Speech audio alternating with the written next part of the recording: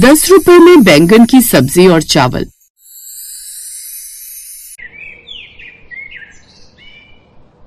चलो माधुरी, आज हम उस गुप्ता की चाउमीन खाकर आते हैं। तुम्हें बहुत पसंद है ना वो? सच में? वाह, फिर तो मजा आ जाएगा। आप बस 2 मिनट रुकिए, मैं अब तैयार होकर आती हूँ। ये सुनकर माधुरी बहुत खुश हो जाती है और दोनों गुप्ता भोजनालय पहुँच जाते हैं। अरे आओ आओ मानव भाई, बताओ क्या खाओगे? जरा 2 प्लेट चाउमीन बनवा दो भाई। हाँ अभी बनवाता हूँ। और बताओ तुम्हारी खेती कैसी चल रही है? बस ठीक ही चल रही है भाई, ऊपर वाले की कृपा है। ओह अच्छा, वैसे कभी तुम्हें लगे तो मेरे ढाबे पर आकर खाना बना सकते हो, इससे तुम्हारा बचपन का सपना भी पूरा हो जाएगा।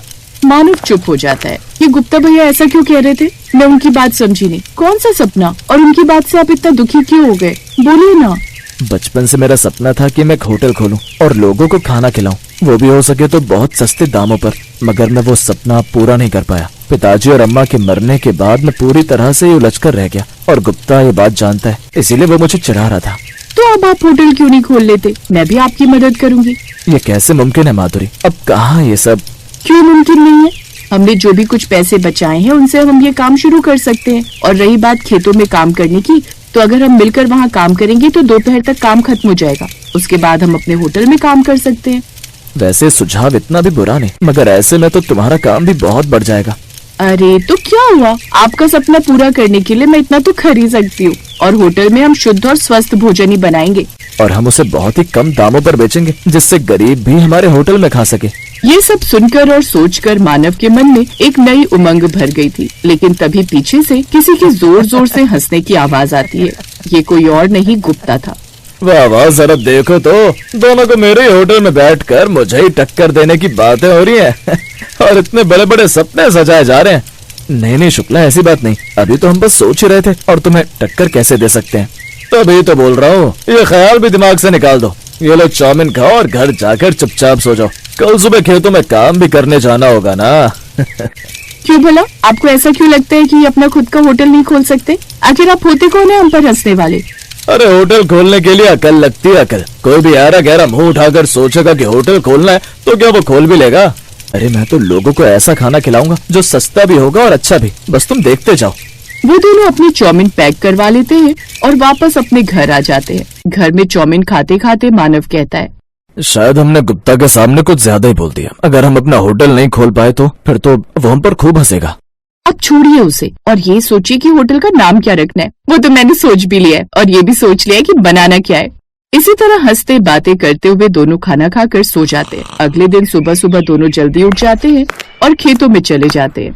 हाँ तो कमर कस लीजिए, ये खेतों का काम जल्दी से निपटाकर हम अपने बचाए हुए पैसे निकालेंगे और उनसे होटल में खाना बनाने का राशन लेकर आएंगे। लेकिन हम अपना होटल खोलेंगे कहाँ पर? हमें जगह भी तो चाहिए होगी ना। क्यों ना हम अपने घर में होटल खोल लें। देखिए, हम जंगल जाएंगे और खुद कुछ लकड़ियाँ काट कर ले आएंगे। उन्हें बढ़ई को देकर हम छोटी छोटी कुर्सियाँ और टेबल बनवा लेंगे और घर के बाहर रख देंगे। और बाहर वाले कमरे में हम पूरी रसोई बना देंगे और कुछ दिन के लिए हम पीछे वाले कमरे में रह लेंगे। साथ ही एक छोटा सा ठेला उधार लेकर उसमें सब बनाया हुआ खाना व्यवस्थित कर देंगे। मानव को इसका विचार सही लगता है और अब वो दोनों ऐसा ही करते हैं। बढ़ई को लकड़ियाँ देने के बाद वो दोनों बाजार से थोड़ा जरूरी राशन भी ले आते हैं। जी आपने अभी तक बताया नहीं कि हम बनाएंगे क्या? मेरे खेत के बैंगन और मेरी पत्नी के हाथों के स्वादिष्ट सब्जी और चावल के साथ, जिसे बनाकर तुम हर बार मेरा दिल जीत लेती हो। मतलब बैंगन की सब्जी और चावल? हाँ, ये पौष्टिक भी रहेगा और लोगों को पसंद भी आएगा। इसमें ज्यादा लागत भी नहीं लगेगी, इसीलिए हम इसका दाम बेहद ही कम 10 रुपए प्लेट रखेंगे। बिल्कुल ठीक कहा जी। 2 दिन बाद उनकी सारी कुर्सियाँ टेबल सब बनकर तैयार हो जाते हैं और अब वो सब कुछ अच्छे से सेट कर लेते हैं। वैसे हमने इतना सब एक झटके में कर तो डाला है, लेकिन अगर ये सब कुछ काम नहीं आया, लोग हमारे यहाँ नहीं आए और हमारा होटल नहीं चला तो? अरे अगर मुझे पता चलता कि हमारे आसपास कहीं इतना अच्छा स्वादिष्ट बैंगन की सब्जी और चावल मिल रहा है ना, मैं तो जरूर जाती खाने। अगले दिन सुबह जल्दी उठकर मानव बाहर सब कुछ अच्छे से सजा देता है। उनका ठेला आ चुका था और कुर्सियाँ भी लग गई थी। होटल के नाम का एक बोर्ड भी लगा दिया था जिस पर लिखा था माधुरी भोजनालय। चलो मैं जल्दी से एक बार खेतों में काम करके आता हूँ।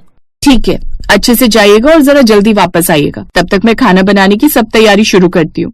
मानव खेतों में चला जाता है और माधुरी बड़े से बर्तन में बैंगन की सब्जी और चावल बनाने लगती है। कुछ देर बाद मानव भी आ जाता है और दोनों मिलकर बाहर ठेले पर खाना बनाने लगते हैं। साथ ही उसने होटल के बोर्ड पर यह भी लिख दिया था कि एक थाली सिर्फ 10 रुपए की है। पहले तो कुछ देर तक कोई नहीं आता है। माधुरी, अब तक कोई आया ही नहीं, मुझे तो बहुत चिंता हो रही है। चिंता मत करिए, अभी तो बस शुरुआत है। अभी एक रिक्शा वाला वहाँ से गुजरता है, उसकी नजर बोर्ड पर पड़ती है और वो रुक जाता है। अरे भैया, सच में बैंगन की सब्जी और चावल की थाली सिर्फ 10 रुपए की है क्या? हाँ, 10 रुपए में स्वादिष्ट बैंगन की सब्जी और चावल भी। ये तो पहली बार सुने हैं। आप एक बार खाकर तो देखिए, सलाद और अचार के साथ। फिर तो एक प्लेट लगा दो भैया, बड़ी भूख लग रही है। सोच ही रहा था कि कहाँ जाऊँ, क्या खाऊं। सवेरे से सिर्फ 2 ही सवारी मिली थी, जेब में इतने ही पैसे नहीं थे कि बाजार जाकर कुछ खा सकूं। हाँ, आराम से बैठिए, हम अभी आपकी थाली दे देते हैं। वो जल्दी से थाली लगाकर रिक्शे वाले को दे देता है। दोनों उसे देखने लगते हैं। दोनों मन ही मन बहुत खुश हो रहे थे। खाना खाकर वो रिक्शे वाला कहता है, वाह भैया, ये तो बड़ा ही स्वादिष्ट था, वो भी सिर्फ 10 रुपया में। दोस्तों को भी बताऊंगा आपके बारे में और सबसे कहूंगा कि यहीं आ जाएं। आप तो हम गरीबों के लिए मसीहा है साहब, मसीहा। हाँ, बिल्कुल बिल्कुल। ये लीजिए 10 रुपए, अभी हम चलते हैं, मगर कल फिर आएंगे। अब उसने जाकर और भी लोगों को बता दिया, जिससे उनके पास और भी ग्राहक आने लगे और उनका काम खूब अच्छे से चलने लगा। अब लोग उनके पास ही आने लगे, जिससे अब गुप्ता के ढाबे पर और भी असर पड़ने लगा। उसका काम अब काफी मंदा पड़ गया और कुछ समय बाद उसका काम पूरी तरह से बंद हो गया। तो वही माधुरी और मानव का काम इतना अच्छा चलने लगा कि अब उन्होंने रेस्टोरेंट खोल लिया और हर चीज बेचने लगे, लेकिन दाम उन्होंने आज भी कम ही रखे।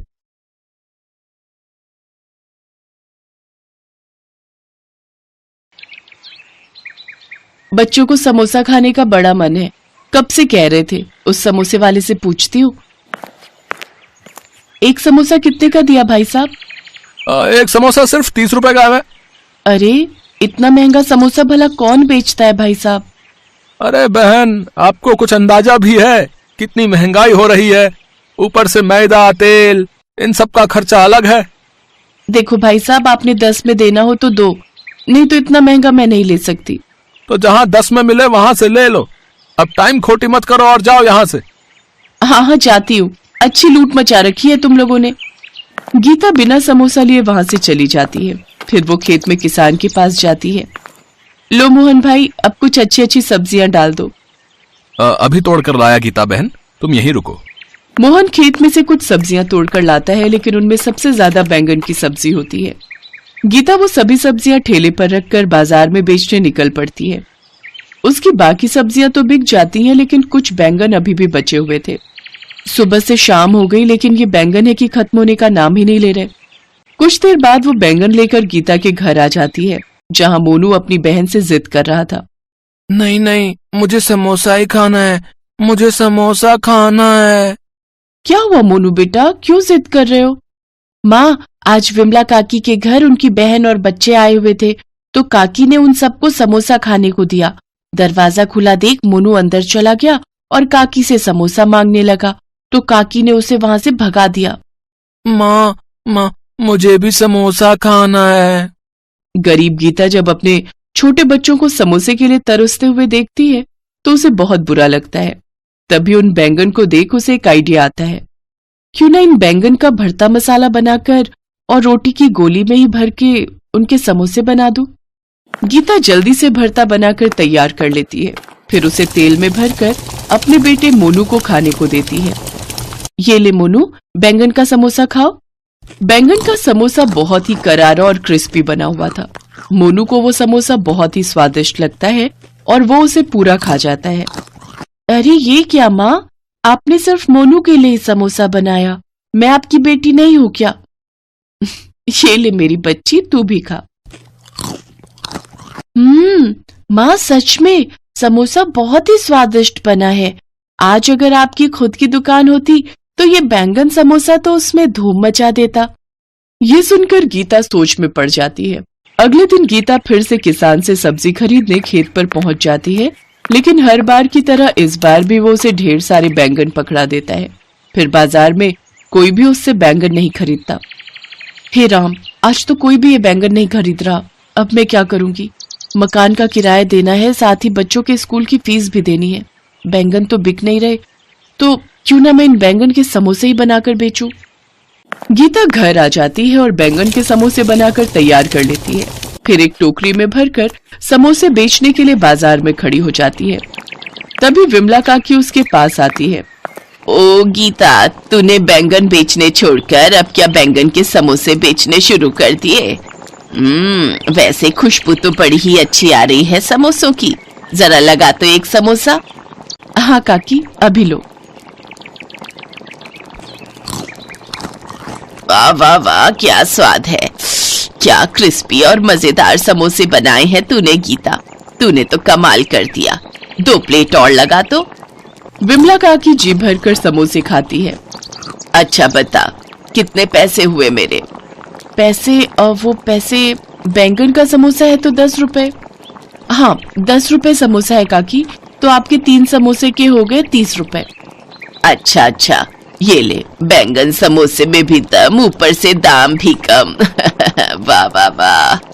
विमला काकी वहां से चली जाती है, जिसके बाद बैंगन के समोसों की खुशबू से काफी लोग उसके पास आ जाते हैं और बैंगन का समोसा मांगने लगते हैं। बस आप सब थोड़ा सा सब्र कीजिए, फिर आप सबको बैंगन का समोसा जरूर मिलेगा। बस लाइन लगाकर लग जाइए। कुछ ही देर में उसकी अच्छी कमाई हो गई, लेकिन इतने सब समोसे बनने के बाद भी उसके बैंगन खत्म होने का नाम ही नहीं ले रहे थे। अरे, इतने समोसे बनने के बाद भी ये बैंगन खत्म नहीं हो रहे, ये तो अभी भी उतने ही है। तभी उनमें से एक बैंगन बोल पड़ता है। क्योंकि मैं एक जादुई बैंगन हूँ।